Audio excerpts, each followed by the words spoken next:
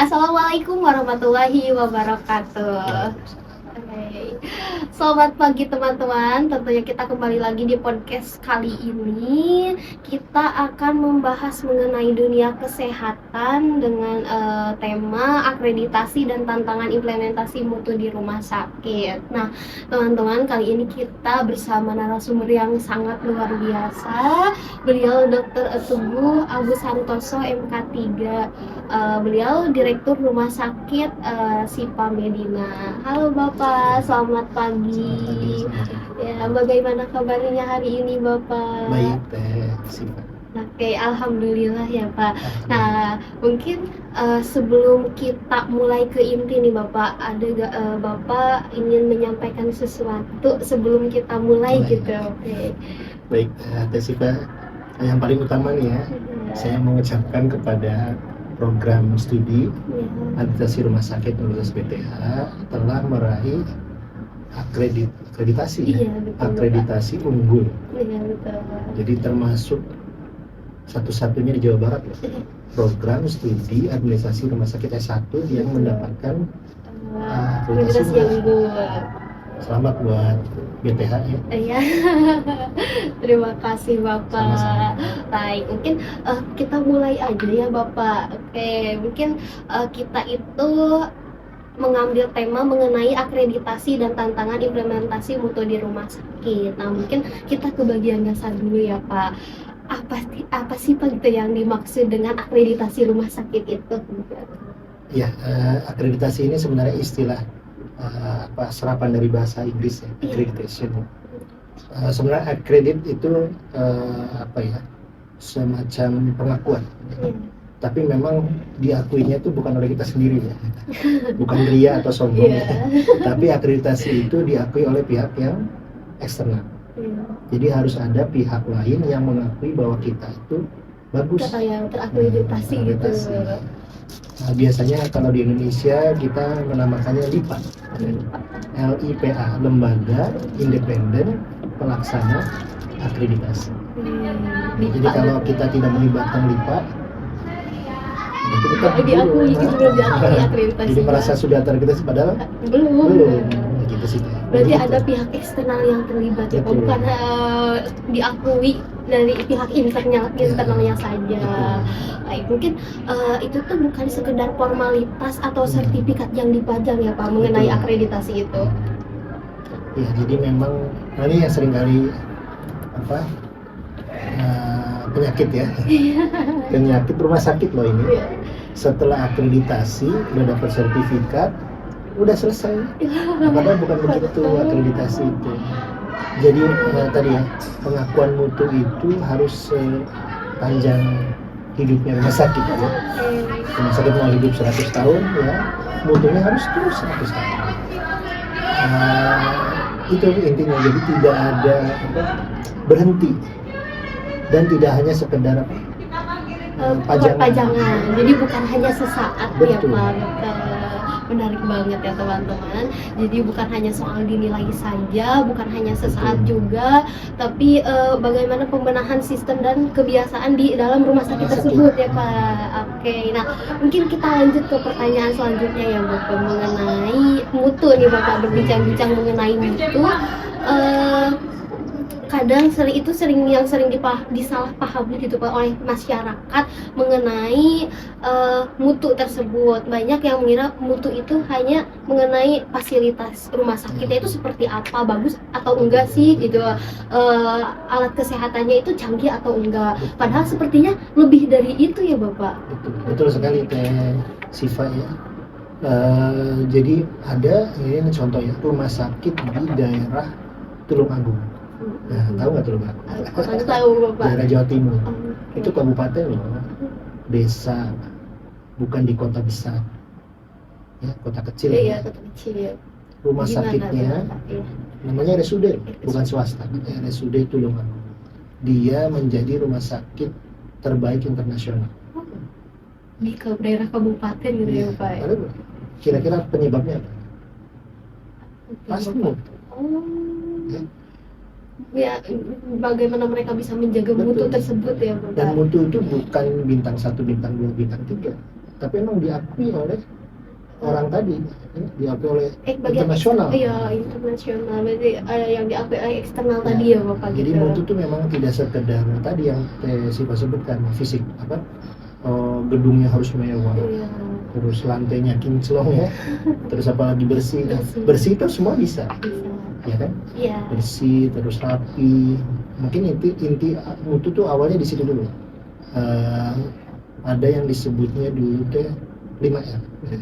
Apa tuh Bapak? Bersih, Bersih, apalagi rapi, rapi, rajin. rajin. 2R laginya apa? Bersih, rapi, rajin. Nah, nanti PR-nya teh Siva Iya, ya, 2R betul. lagi. 2R lagi ya. 3 saja itu udah cukup bagus loh. Itu juga Itu, suatu menjadi penilaian juga ya Bapak buat Nah, jadi akreditasi. nanti mutu itu jangan sekali-sekali dilihat dari fisik. Benar-benar tadi ya kepuasan pasien atau ya. Pasien. Bayangin lo rumah sakit di sana Iya. diakui internasional, itu bisa dicari ya. Kenapa bisa diakui mana? Terus sistem, ya. Sistem itu tidak mahal juga kan.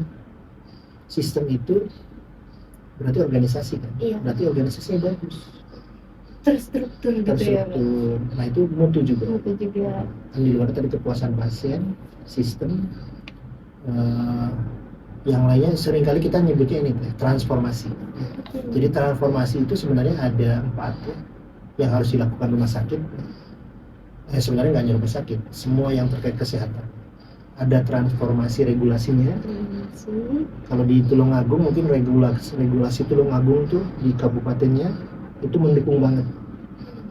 Mungkin regulasi di Tasik masih kurang mendukung. Jadi tidak ada muncul rumah sakit sekelas itu. Transformasi regulasi. Yang kedua transformasi teknologi. Teknologi sekarang di desa aja udah bisa handphone. Iya betul sekali Bapak. Sekarang kan Iya bisa. Yang sederhana, Iya, aplikasi bisa. Aplikasi. Manfaatkan Iya bermanfaat banget tuh Bapak. teknologi, harus transformasi. Jadi masyarakat pun harus tahu kenapa rumah sakit itu mudah untuk teknologi, gampang mengakses jumlah tempat tidur. Oh tempat tidur cuma segini ya, berarti saya harus cari rumah sakit lain. Di rumah sakit lain nggak bisa dilihat aplikasinya. Iya. Nah, padahal itu nggak boleh, seharusnya bisa. Iya. Transfer teknologi, transformasi pelayanan ada tadi yang untuk mutu, sama transformasi yang paling penting sistem pembiayaan. Oke, nanti ada 4 transformasi ya Bapak. Nah mungkin mengenai tadi ya Bapak, apa namanya yang sudah kita bahas tuh bukan hanya Fisik tadi ya bukan hanya fisik saja, bukan hanya soal fasilitasnya seperti Betul. apa. Itu mungkin menjadi poin, tapi itu bukan Ya, yang utamanya mungkin ya betul. Bapak. Itu Nggak juga utama di situ, nggak ada transformasi fisik. iya ya betul sekali Bapak. Mengenai pelayanan Itu ya termasuk Pak. mutu juga kan, transformasi pelayanan. Oke. Jangan sampai dulu kita antri sekarang antri online bisa, Iya, ya kan? iya. Dulu kan harus antri, zaman dulu tuh sampai naruh itu loh sendal panjang ya, biar itu Oh, urutan saya loh. Oh iya betul. Dari subuh bahkan sebelum subuh udah nah sekarang udah Enggak ya Pak, karena Udah udah pakai canggih teknologi, teknologi transformasi. sekarang. Iya betul sekali. dan masyarakat udah puas sekarang dengan di rumah. Nanti bapak datang jam sekian ya, datang jam sekian, dokternya udah ada, pasiennya udah ada, langsung. Jadi nggak Iya. usah, jadi waktu tunggu pelayanannya lebih efisien. Betul. Kalau dulu kan nunggu dari Iya jam 6. nunggu lama banget ya begitu Bapak. Nah itu rumah sakit yang bermutu begitu, terakreditasi itu begitu. Dan kalau nggak salah yang sekarang tuh ada juga ya Bapak yang obat ngantri obat tuh yang yang pulang boleh. aja Iya. nanti diantar oleh JNT gitu ya. Ya boleh. Jadi sekarang banyak. Nah makanya mutu tuh nggak bisa berhenti. Mutu itu terus dulu Jalannya rumah ya, sakit gitu ya. jadi kayak apa namanya, continuous improvement. Ya, sebenarnya itu muter terus. Mungkin mutunya mulai agak turun, nanti naik lagi.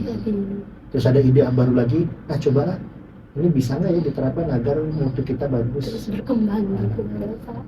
Jadi sebenarnya bintang kayak di Google Review atau di akreditasi kan ada bintang juga tuh. Iya betul. Ada apa, dasar, madya, utama, paripurna, kan bintang 5, bintang 4 atau 5.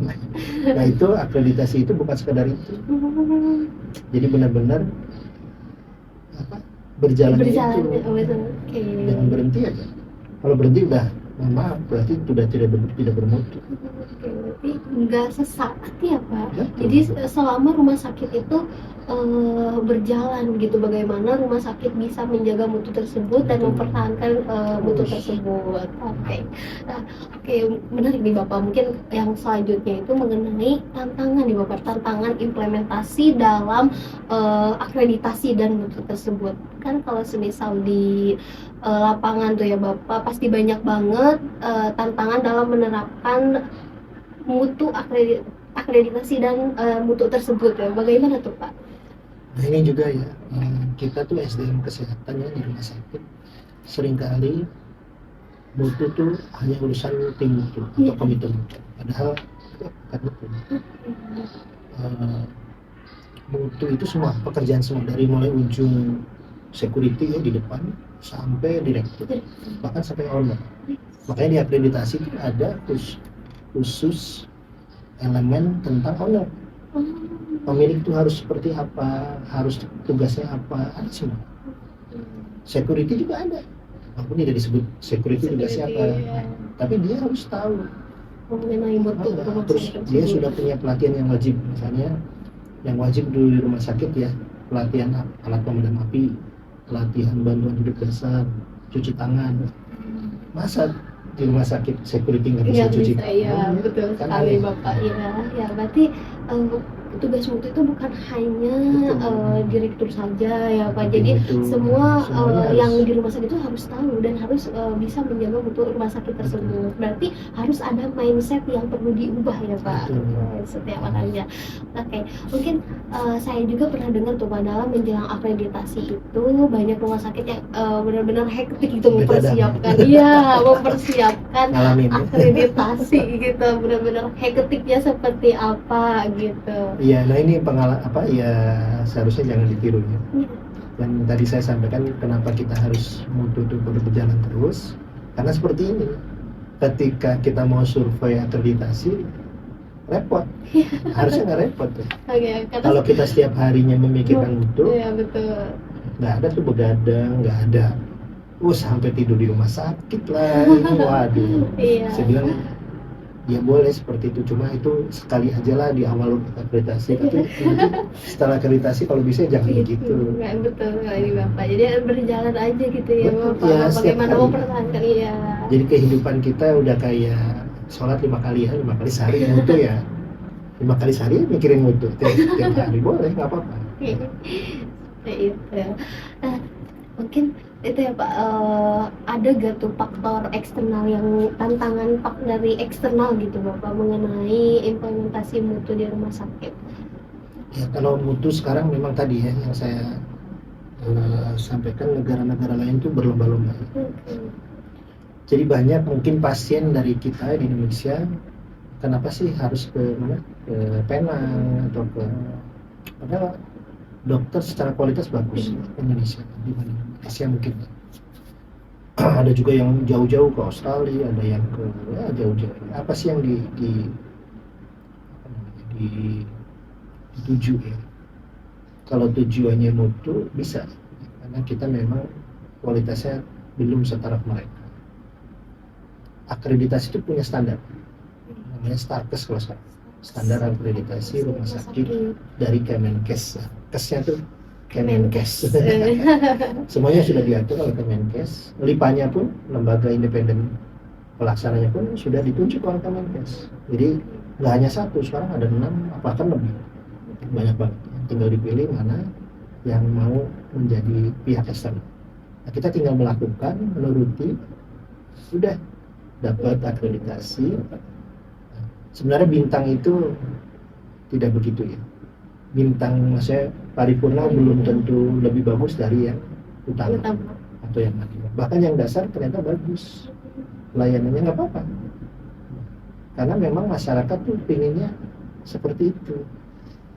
Yang dasar aja bagus, harusnya paripurna lebih bagus. Lebih bagus gitu, betul sekali. Kalau paripurna lebih jelek berarti aneh. Iya, akreditasinya tinggi gitu, tapi ya pelayanannya mungkin kurang gitu, padahal terkalahkan oleh yang dasar gitu. Setelah itu tantangan ya. Nah itu tadi kalau yang saya lihat tadi pemerintah juga harus benar-benar ya tadi transformasi regulasi ya. Iya betul. Misalnya alat kesehatan jangan semuanya misalnya di rumah sakit mewah, rumah sakit yang biasa atau sedang pun punya alat itu harus ada gitu punya. disupport. Kalau bisa tidak adalah pajaknya buat alat kesehatan ya pajak. Kita kan alat kesehatan dianggapnya barang mewah, padahal kan itu untuk rumah sakit. Itu berat juga loh, rumah sakit yang ya istilahnya yang biasa ya. Untuk bersaing secara fisik ya memang susah pasti. Tapi kalau bersaing mutu mungkin bisa. Bersaing mutu itu masih bisa ya betul sekali Pak. Tapi kan masyarakat tetap butuh. Saya harus periksa CT scan. Iya. Masa harus ke kota dulu. Iya betul. Kalau di desa harusnya bisa. Iya, betul hanya sekali gara-gara nggak ada mesinnya aja. Iya. Kadang kalau gitu tuh kalau dari pedesaan kayaknya kejauhan nggak usahanya nggak jadi gitu setelah itu ya pemeriksaannya karena emang faktornya dari sana dari jauh mungkin aksesnya susah gitu. Nah, mungkin Bapak setelah kita membicarakan mengenai tantangannya, nah bagaimana sih Pak solusi dalam mencari solusi dalam memecahkan tantangan-tantangan tersebut gitu? Yang saya lihat sekarang sebenarnya udah bagus ya, pemerintah melibatkan Kemenkes juga melibatkan banyak sekarang ya stakeholdernya itu tidak hanya rumah sakit ya, sekarang pihak swasta seperti obat ya, alat kesehatan sekarang regulasinya dibuat oleh Kemenkes ya, semoga tujuan besarnya ya untuk transformasi kesehatan yang oleh Kemenkes itu berhasil. Jadi tidak melulu mutu itu dimiliki oleh rumah sakit yang mewah, mutu itu bisa dimiliki oleh rumah sakit yang biasa ya, tadi yang contohnya Tulungagung kok bisa gitu ya kan? Iya betul sekali Pak. Ya insya Allah sih banyak nanti rumah sakit seperti Tulungagung di tiap kota lah minimal, kota kabupaten. Jadi jangan ke Bandung, ke Jakarta, ke yang besar. Minimal setiap kota ya juga minimal satu seperti Tulungagung. Itu udah bagus banget. Bagus banget. Ya, mungkin bagian akhir nih Bapak mengenai peran pemimpin dalam menjaga mutu dan akreditasi itu seperti apa tuh Pak? Nah ini saya pernah sampaikan juga kebetulan ada anggota dewan ya, DPRD Kota Tasik, saya sampaikan Ibu kalau bisa memang dinas kesehatan, kepala dinas dengan direktur rumah sakit RSUD setempat itu bersatu tidak boleh satu orang ya istilahnya, atau visinya satu untuk membangun kota itu. Jangan sampai direktur RSUD-nya kemana pikirannya, dinas kesehatannya kemana. Nah kalau satu itu Tulungagung seperti itu. Daerah sana itu seperti itu ya. Jadi memang pemerintahnya sangat mendukung dan itu bagus. Kalau pemerintah seperti itu wah udah kesehatan, urusan kesehatan itu udah kayaknya bisa lah. Dan memang harus bareng-bareng ya, melibatkan swasta. Kalau swasta tuh orangnya pasti mauan. Kayak saya di rumah sakit swasta, mau diajak apa aja mau, asal sama-sama memberikan kontribusi ke kesehatan. Berarti harus satu visi gitu ya Bapak. Oke, berarti seorang pemimpin itu sangat berperan juga. Sangat berperan banget. Oke. Nah mungkin nggak kerasa ya Bapak, kita sudah berbincang-bincang mengenai diskusi ini udah lumayan agak jauh gitu Bapak. Siap. Nah mungkin sebagai penutup nih Bapak, boleh gak Bapak beri pesan singkat untuk tenaga kesehatan ataupun manajemen kesehatan, manajemen rumah sakit dalam menjaga mutu, yang sedang berjuang dalam menjaga mutu gitu. Jadi kalau biasa di kita di rumah sakit namanya pejuang mutu ya. Jadi pejuang mutu ini sebenarnya nggak boleh hanya tim mutu ya, ada komite mutu, tapi semua. Tapi memang komite mutu tadi ya, pemimpin tuh di ketua komitenya memang kuat juga. Selain direkturnya kuat, ketua komite mutunya kuat, terus regulasinya di daerah situ juga mendukung ya. Itu ya tidak ya pasti akan terjadi bagus ya, rumah sakit itu sangat bermutu. Dan pelatihan ini dia di administrasi rumah sakit itu memang harus begitu tuh. mahasiswanya dilatih menjadi seorang pejuang mutu. Nah, itu gimana tuh? Jadi tidak mulu belajar, merasakan gimana sih orang yang menjadi pejuang mutu itu seperti apa. Kan harus memberi contoh.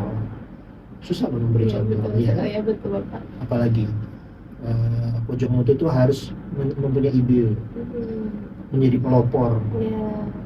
Jadi ide, pelopor. Bahkan dia kalau misalnya rumah sakit, mohon maaf, tidak punya biaya, membiayai, dia bisa gimana caranya agar kegiatan ini berjalan. Bisa berjalan gitu. Berarti kan hebat. Iya, betul sekali ya, sangat-sangat hebat berjuang mutu di rumah sakit gitu. Jadi semua lah tenaga kesehatan ya, administrasi rumah sakit pun tenaga kesehatan kalau menurut saya itu sama-sama berjuang, di mana mutu itu tidak jadi pajangan. Harus dilakukan setiap saat. Jadi harus terus berjalan gitu, tidak sesaat juga. Betul. Oke.